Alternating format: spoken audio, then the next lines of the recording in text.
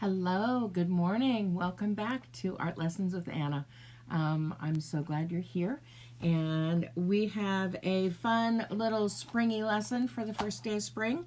I hope that you all will forgive me for giving you such an easy art lesson today, but it seemed perfectly appropriate for the first day of spring for us to make paper springs. And if you'll notice, I have a little rainbow on the wall of my studio today. And I don't know about you, but I sure needed to see that rainbow today. So I hope that you've got your paper strips ready and that you are ready to make some springs. And let's just make as many of these, as long or as short as we want, and just create some springs to help bring us a little bit of joy and a little bit of fun. And yeah, that noise is me playing with the spring here. So I'm gonna tilt the camera down. I'm Anna Walker, also known as FELTit, and you know that I've been creating for a long time, since I was a kid, and now I'm a big kid and I create. And I know that I hope that you've been enjoying these art lessons, and with all of us stuck at home and not able to go to school or the places that we normally go, I know that having something fun to do helps, and it helps me to be here for you, and I hope it helps you for me to be here for you. So we're gonna have our Internet Create Date Monday through Friday, 10 a.m. Central Time, and today's Internet Create Date is Springs.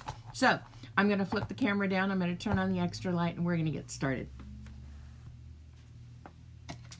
There's the extra light. Shine a little bit more light on our subject matter here. All I have is just strips and strips of scrapbook paper. You can use construction paper. You could use copy paper, printing paper.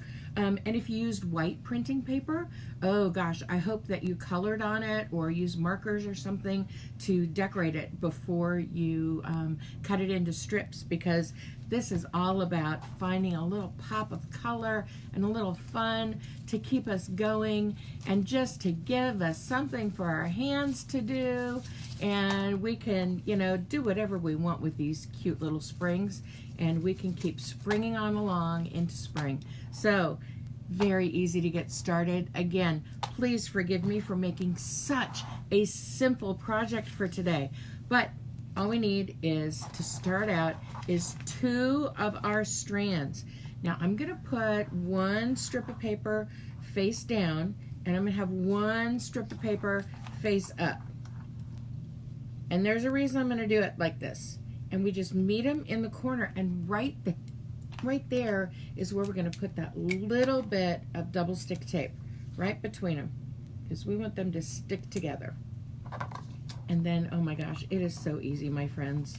So easy to do this. We're just gonna line it up here and fold it down, press it down really hard.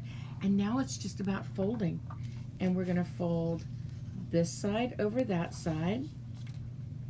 Just bring it to the edges and fold, and then this one's gonna come back this way. That's all there is to this project today. It's just folding back and forth. I want you to do your best to keep it as straight as you can, but you know what? Even if it's a little wonky, the spring still works, because there are a few that are still a little wonky in this spring that I made. So we're just folding back and forth. That's all it is. And when we get to the end of one row, one part of our strips, we're going to add another one. I'm just going to turn this a little bit here. I hope you can see this okay. We're just folding back and forth from edge to edge. That's all we're doing. Just back and forth.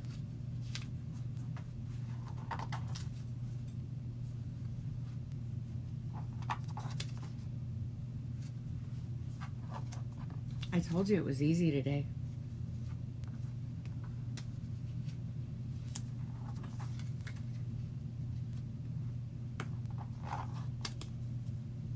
Okay, now we're almost at the end, okay? I'm going to fold this one over.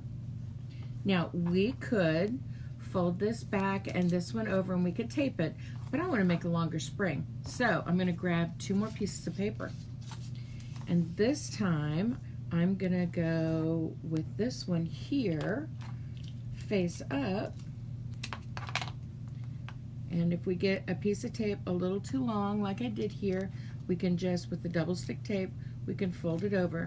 Now, if you're using glue today, you can certainly use glue, but you might have to press for a little bit of time to get the glue to hold when you're flipping it back and forth, okay? And you might even need to use something, I don't know, like a paper clip or a bobby pin. Does anybody know what a bobby pin is anymore? It's the thing that us old ladies used to wear in our hair to keep our bangs out of our face and things like that. So you could use those to hold the piece in place while you're waiting for the glue to dry a little bit, and then you can just set it aside and start another couple, because you can always add them together, and I'll show you that here in a couple of minutes too. I'm going to get another color here, and this time I'm going to leave the color up. Now, because the color's up and it's going to go up from there to there, I want to use some regular tape. I don't have any regular Scotch tape right now, but I do have this cool washi tape. And washi tape is fun to use because it can give you a little bit, a splash of a color or a pattern or a design or something. Now, if you don't have any washi tape, no worries. You can use regular Scotch tape for this. You can also use masking tape or painter's tape for this. Washi tape is really this kind of paper tape, only it's got a design printed on it. So you could use either of these tapes, but I have a lot of this washi tape hanging around because I bought it because it was so pretty and it was so much fun. But you know what? It's sitting around waiting for a project, and this is the perfect project for it. So I'm just lining up the 2 decorated sides. I'm going to flip it over, and I'm going to fold the washi tape right over that seam. Now, we could have done the same thing over here, but the reason I did it here is because we've got one design going into another design. So we're ready to fold some more, and it's time to fold this one up, and then this one will go over, and we're back to folding again. Now I'm going to finish folding this row, and then I'm going to stop it and start another one so I can show you how you can connect these together if you make small little springs and you decide to add them together after you've made the small springs. Because it can get, I mean, you have to hold the spring down while you're working on it. So it might be easier for you to make the shorter springs, and then if you wanted to make a long one, like I did with this one here, you could just add those springs together and put one against another one, against another one, against another one, and you could make a spring that lasted forever. Now, I don't know about you, but I'd kind of like a spring that lasted forever. The sun is shining today, and my tulips are about to bloom. I see buds on my tulips, and my favorite flowers are tulips. And I have been waiting for my tulips to start showing buds for almost a whole month now. They've been showing green for a long time, but I finally see little buds, and my tulips are purple and pink and red, and I think there might be a yellow one or two in there too. All right, so we're at the end of this, and I want to show you how we're going to finish this off. Okay, so this one is going to come around. It doesn't go all the way across. So what I'm going to do is put a little piece of tape underneath here, and then I'm going to put a piece of tape over the top and add this one to it. So I'm just grabbing a little piece of our double stick tape. I'm putting it right down here, and I'm folding that over, and then I'm going to add another strip of tape right on top here, and I'm going to fold this over. We have a little bit extra, and that's okay. Just going to take our scissors, and I'm going to trim that off, okay? I'm just right in there, and we have a little spring. So let's make another one so that we can add those together, and I can show you how those work, okay? Like I said, today is going to be a quick and easy lesson because you guys don't need my help to fold back and forth and back and forth. This is a pretty easy thing for you to do. And I have full faith and confidence in your ability to do it with or without me. And I'm going to put these both sides with the decorated side up this time. And let's see what a difference that makes in our design.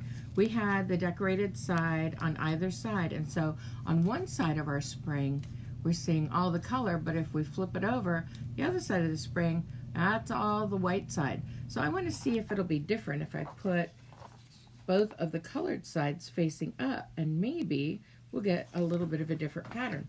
So remember, we're just meeting them here at the corner, okay? And then we start, whichever one is on the top, the other one is the one that we fold over that, okay? So we're just going to fold this over. These springs are so much fun and so easy, and they give us little things to fidget with too.